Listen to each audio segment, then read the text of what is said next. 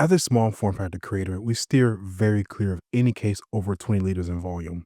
But today, I'm challenging myself to try ATX, and not just any ATX, a 60-liter tower case.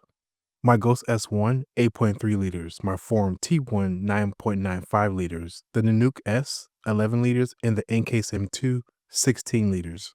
At a combined volume of 45 liters, it's substantially smaller than this behemoth tower case from Cooler Master, the 60-liter Cooler Master MasterFrame 500.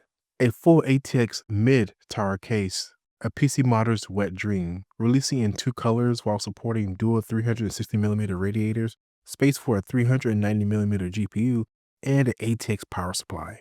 The MasterFrame follows their Freeform 2.0, which they claim is their new evolving ecosystem, an initiative that spans multiple Cooler Master product lines like the new Atmos 2 and their Master Hub streamer kit. Honestly, this case is way out of my league. With adjustable rails, hundreds of mounting holes, it's enough to make my head explode. The MasterFrame 500 mesh comes with two truly massive 200mm front fans and one rear 120mm fan. So it's obvious that the case is massive, but what about the components? My first ATX motherboard on the channel, the Asus Strix B580A. A beautiful white and silver board. Honestly, one of the best in terms of appearance. For the CPU, I'll go with the gaming champ, the Ryzen 7 9800X3D, a perfect match for a B-series board. 64GB of DDR5 6000s, Team Group Expert memory, and 4 sticks of 16. Overkill for a gaming build, but why not? The Strix B580A has 4 M.2 SSDs, 1 Gen 5 and 3 Gen 4. For the cooling, I have the Corsair Nautilus 360, an all-in-one cooler, completely blacked out the way I like it. So far, not too bad. Once we have our motherboard and AIO installed, we move to the top case fans. I have these Corsair RS120 black fans, something different from my Noctua go-tos.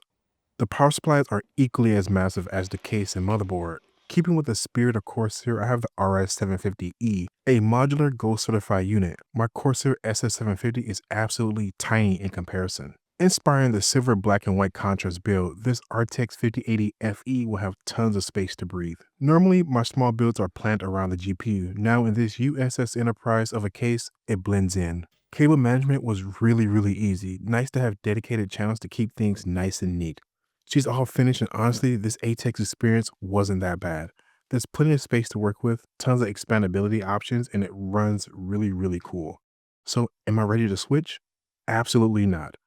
With having plenty of space, there are some inefficiencies, not particularly with the 500 mesh, but with some mid and full tower cases. I am 100% biased though, so don't hate me. I like the challenge of working in small form factor cases. I love the small but engaging small form factor niche community. Of course, we may never see 40 degrees running Cyberpunk 2077, but if we divide 80 by 2, we get 40. No, seriously, we see strong performance on the 9800X3D and Cinebench R24, topping out at 64 degrees, and 45 degrees in Cyberpunk 2077 at 4K, while the 5080 sucks back over 300 watts with thermals maxing out at 65 degrees. And the fans are barely audible. Cooler Master is also releasing a case that's more my speed, the MasterFrame 400 in a much smaller package. For now, I'll pick my 9.95 liter T1 any day of the week, but I did enjoy my brief vacation to the other side. There's not a more rewarding feeling than building your first T1. Maybe your first child, maybe. What are we giving up to go small form factor? Budget friendliness, hardware compatibility, cooling performance, brand priorities, but I'd say it's worth it. What do you think of this build? Would you ever consider going ATX or even MATX? Let me know down in the comments. If the Cooler Master MasterFrame 500 mesh is your speed, it releases sometime in August. If you're curious about the components I use in this build, check out the affiliate list in the description. Your support means the world to me. Thanks for watching.